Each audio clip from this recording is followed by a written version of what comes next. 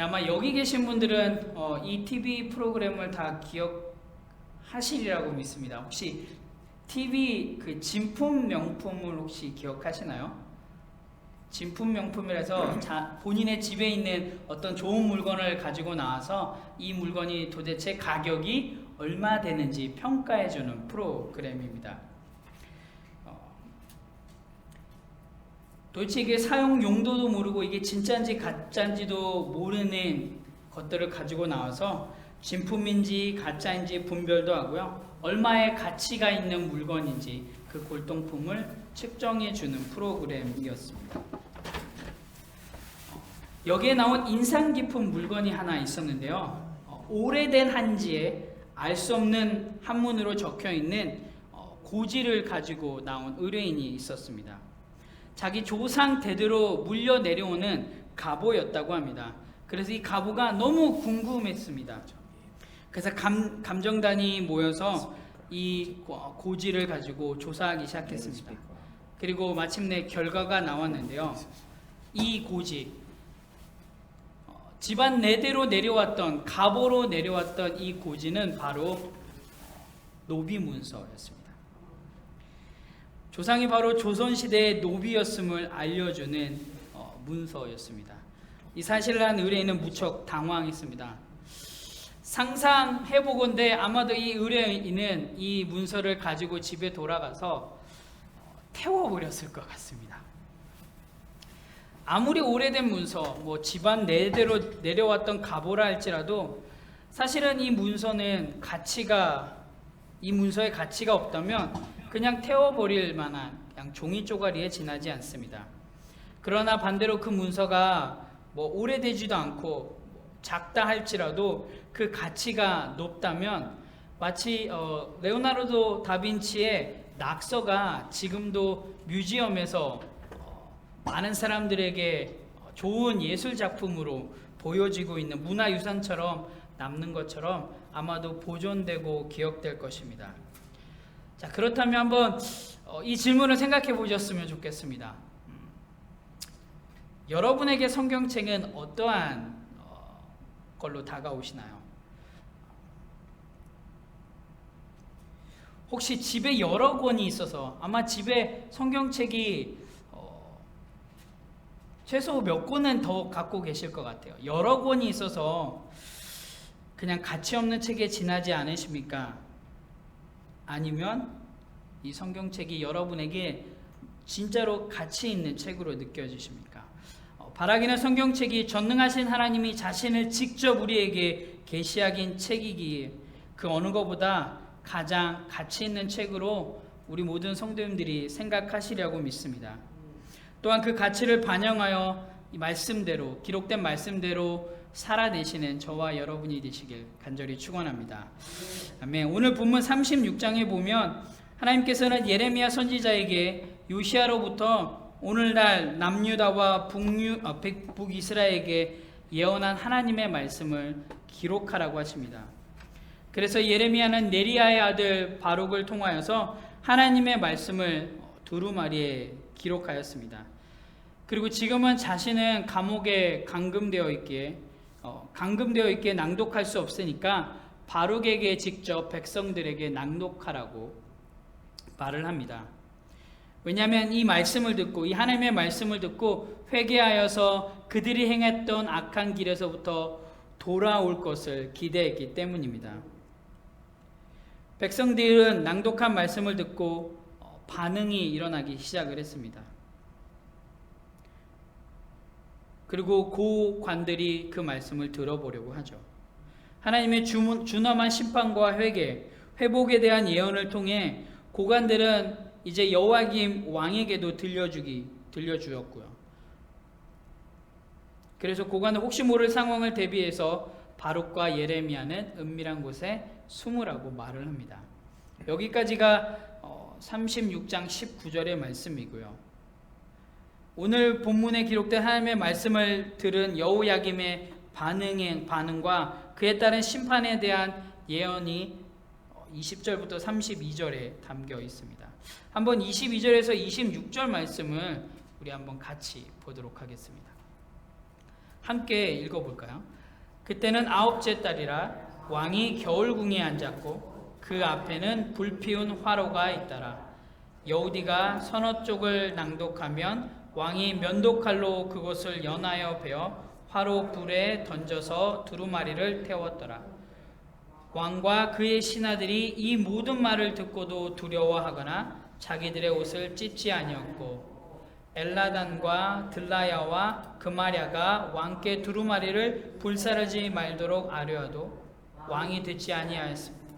왕이 왕의 아들 여라무엘과 아스리엘의 아들 스라야와 압디엘의 아들 셀레마에게 명하여 서기관 바룩과 선지자 예레미야를 잡으라 하였으나 여호와께서 그들을 숨기셨더라. 아멘. 여호야김 왕은 하나님의 말씀을 듣게 됩니다. 그런데 여호야김의 그 반응, 하나님의 말씀을 듣고 난 후 여호야김의 반응은 사실 서기관 바룩과 선지자 예레미야가 기대했던 반응과는 사뭇 다름을 볼 수 있습니다. 오히려 하나님의 말씀을 들었지만 그 들은 하나님의 말씀을 면도칼로 잘라 화로에 던져 모두 태워버렸습니다. 왕 주변의 사람이 왕의 이 행동을 말렸음에도 불구하고 왕 여호야김은 그들의 말을 듣지 않았습니다. 하나님의 말씀이 들려지고 있음에도 불구하고 두려워하지도 않았고요. 그리고 회개하지도 않았습니다. 여호야김이 하나님의 말씀이 적힌 두루마리를 불태운 1차적인 이유는 그가 하나님의 말씀을 멸시하였기 때문입니다. 그가 전에 하나님의 말씀을 전한 우리야를 죽인 일, 그리고 이후에도 하나님의 말씀을 전하는 선지자 예레미야와 서기관 바룩을 죽이려고 했던 것을 감안하면 여호와의 말씀이 담겨있는 여호와의 계시가 담긴 책을 완전히 불태워버리면 거기에 담겨있는 예언들, 하나님께서 이렇게 하시겠다 말씀하신 그 예언들의 실효성이 잃게 될 것이라고 아마 착각하였던 것 같습니다. 그래서 그는 하나님의 말씀이 기록된 두루마리를 없애고 또 하나님의 말씀을 전하는 서기관과 선지자를 죽이면 더 이상 하나님의 말씀이 증거되지 않을 것이며 그로 인해서 그의 왕위도 안전하게 될 것이라고 착각하고 있었던 것입니다. 어쩌면 여호야김의 이런 반응들은 전형적인 하나님의 말씀에 가치를 두지 않고 살아가고 있는 사람들의 모습이기도 합니다. 말씀을 읽지도 않고요. 혹여 읽고 듣기는 하지만 그 말씀대로 살아가고 있지 않는 그리스도인들의 모습과 여호야김의 모습이 그리 다르지는 않는 것 같습니다. 사랑하는 성도 여러분, 사실 죄인들은 하나님의 마음을 알 수가 없습니다. 죄인들의 사고방식으로는 절대로 하나님의 방식을 이해할 수가 없습니다. 하나님이 친히 말씀을 기록하셔서 하나님의 보증서로 제공해 주셨음에도 불구하고 그것을 단지 우리의 행동을 제한하고 통제하는 마치 그런 법조항 정도로 생각하고 있는 사람들이 참 많은 것 같습니다. 죄의 원리로 살아가는 사람들이기에 하나님의 마음, 하나님의 심정, 하나님의 의도를 조금도 이해할 수 없었던 것이죠. 하나님이 친히 예레미야를 통해서 하나님이 하신 모든 말씀을 기록하신 의도는 36장 3절에 잘 나와 있습니다. 한번 36장 3절을 같이 읽어보도록 하겠습니다. 시작.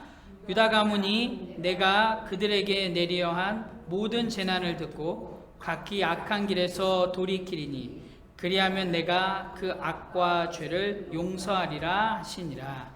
아멘. 사실 하나님의 용서는 징계 후에 징계를 감해 주는 게 하나님의 용서는 아닙니다. 예레미야를 통해서 말씀하신 남유다에 관한 예언은 징계를 하시려고 징계에 관한 예언을 하신 게 아니라 용서를 하기 위해서 징계를 예언하신 겁니다. 꼭 여러분 이걸 잘 아셨으면 좋겠습니다. 하나님의 징계는 징계를 위해서 징계를 말씀하신 게 아니라 용서를 하기를 원하시기 때문에 그 징계를 듣고 이렇게 징계할 것이라는 징계를 듣고 회개하고 돌아오기를 원하셔서 하나님께서 이 징계를 이야기를 하고 계신 것입니다. 하나님의 기준에서 보면 뭐 구약이나 신약이나 아니 오늘날 이 시대 뭐 언제든지 인간은 여전히 죄인입니다. 죄인이기에 여전히 죄만 생각하고요. 그리고 죄의 원리로밖에 행동할 수가 없습니다. 만약 하나님이 죄인들의 악행에 대해서 진노하시고 징계를 내리시면 사실 우리가 복음서라고 얘기하는 마태, 마가, 누가, 요한 이 복음서가 복된 소식을 알려주는 복음서가 아니라요. 사실 하나님의 진노를 내리는 징벌서라고 이야기를 해야 할지도 모릅니다. 그런데 우리가 복음서를 잘 읽어보면 사실 하나님이 징계하시겠다, 진노하시겠다는 말씀, 뭐 너희들이 죄를 범하면 내가 이런 형벌을 내리겠다고 하신 말씀이 사실 거의 없습니다. 옛날이나 뭐 아브라함 시대나 오늘날이나 사실 인간은 달라진 것이 없습니다. 그리고 하나님의 뜻도 달라지지 않았습니다. 그러면 달라진 것은 무엇일까요? 하나님의 뜻을 표현하는 방식들이 조금씩 달라졌을 뿐입니다. 단지 죄인들을 향한 하나님의 표현 방식이 달라졌을 뿐 하나님의 의도, 하나님의 심정, 하나님의 계획은 언제나 죄인들을 용서하는 것, 그리고 죄인들을 회개시키는 것, 그리고 죄인들을 변화시켜서 하나님께 다시 돌아오게 하는 것이 하나님의 뜻과 하나님의 계획입니다. 그런데 사실 죄인들은 하나님의 말씀을 계속적으로 오해합니다. 오늘 본문의 여호야김은 하나님의 말씀이 적힌 두루마리를 잘라서 모두 불에 태워버렸습니다.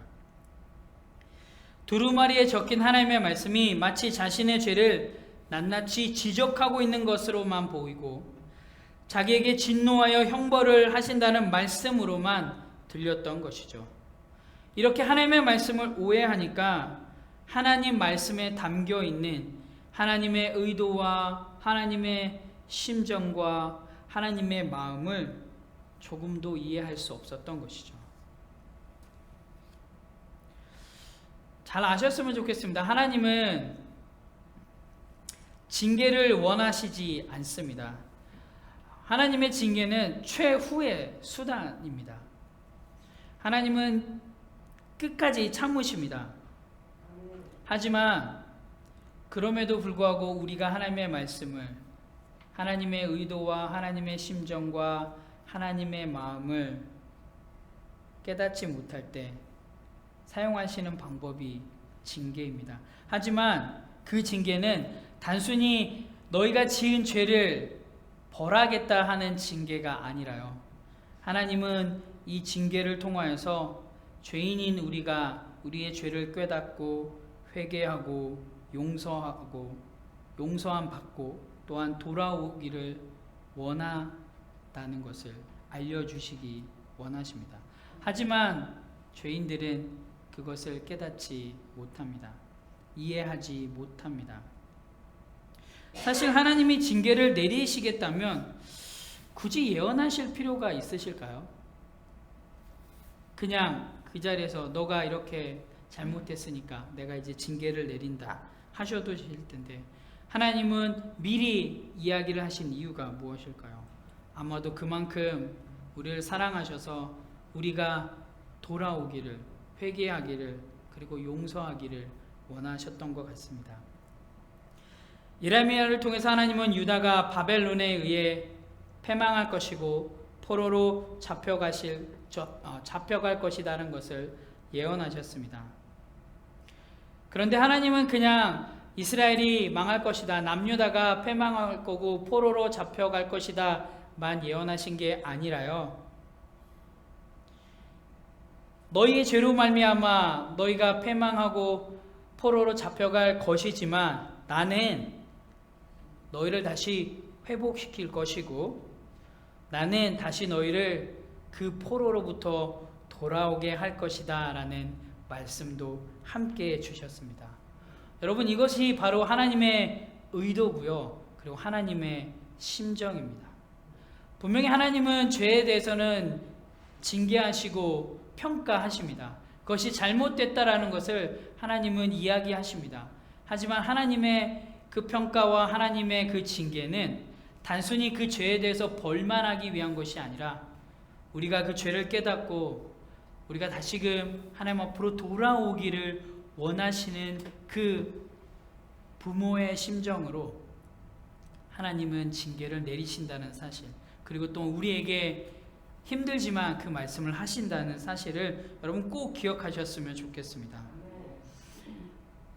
하나님을 잘 모르는 여호야김, 하나님의 마음이 무엇인지, 하나님의 의도가 무엇인지 잘 모르고 있는 오늘 본문의 이 여호야김은 하나님의 징계가 적힌 그 두루마리를 불태우면 그의 거기 기록된 그 내용들조차도 사라질 것이다.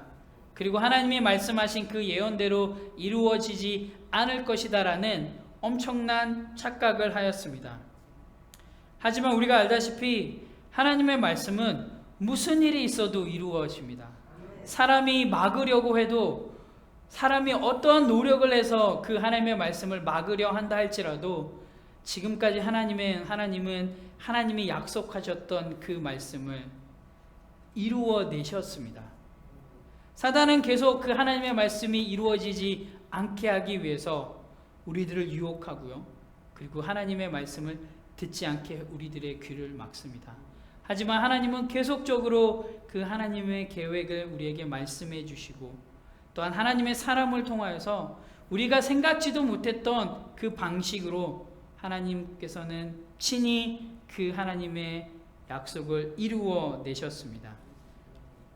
우리를 사용하셔서 하신 것도 하셨겠지만 하나님이 직접 친히 그 약속을 이루어 내셨습니다.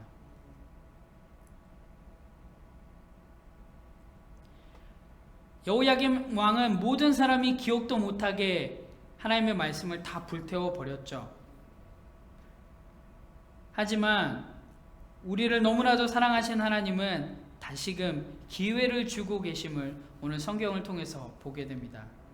예레미야를 통해서 다시금 하나님의 말씀을 기록해 하십니다. 그리고 그 하나님의 말씀이 기록되어서 오늘날 우리에게까지 전해지게 되었습니다. 여러분, 하나님의 말씀이 여러분들에게는 어떻게 들리시나요? 여호야김에게는 그냥 단순히 그의 삶을 제한하는 법조항처럼 들렸을지 모르겠습니다. 그렇다면 우리에게는 하나님의 말씀이 어떻게 들릴까요? 말씀대로 살아가는 거 어찌 보면 상당히 어려워 보입니다. 뭔가 우리가 손해볼 것 같은 순간들도 참 많은 것 같습니다. 때로는 말씀대로 사는 게 뭔가에 얽매여서 사는 것처럼 보이는 것 같습니다. 어쩌면 세상 사람들에게는 말씀대로 살아가는 거 정말 앞뒤 꽉 막힌 답답한 사람처럼 보일지도 모르겠습니다. 그런데요, 하나님을 모르는 사람에게는 말씀대로 살아가는 게 꽉 막힌 것처럼 보일지 모르겠지만 하나님을 아는 사람에게 말씀대로 살아가는 건 도리어 뻥 뚫린 길을 걸어가는 것과 같습니다. 처음에는 힘들지 모르겠지만 그 말씀대로 살아가는 그 길을 갈 때 하나님께서는 점점 그 길 가운데 함께 해주시고요, 인도해 주실 겁니다. 여러분, 우리 함께 하나님의 말씀대로 살아갑시다. 물론 힘들 때도 있을 것입니다. 우리가 넘어질 때도 있을 것이고요, 때로는 사람들로부터 좋지 않은 소리를 들을 때도 있을지도 모르겠습니다. 하지만 정말 깨달았으면 좋겠습니다. 우리가 하나님께서 우리에게 이런 말씀을 하실 때는 하나님이 어떠한 의도와 심정과 마음을 가지고 하실지, 그 하나님의 의도와 심정과 마음을 깨닫고 어떠한 상황 속에도 하나님의 말씀을 기억하십시오. 그리고 그 말씀하신 그대로 이루어내실 그 하나님을 신뢰하십시오. 그럴 때 저와 여러분의 삶을 통해서 분명히 하나님이 드러나리라고 믿습니다. 하나님의 위대하심이, 하나님의 놀라운 그 은혜가 여러분의 삶을 통해서 많은 사람들에게 증명되리라고 믿습니다. 앞으로의 삶 가운데도 그 말씀대로 살아냄을 통하여서 하나님의 마음을 알고 하나님의 의도를 알고 심정을 알아서 여러분의 삶을 통해서 하나님이 증명되는 그런 귀한 삶이 되시길 예수님의 이름으로 축원합니다. 아멘.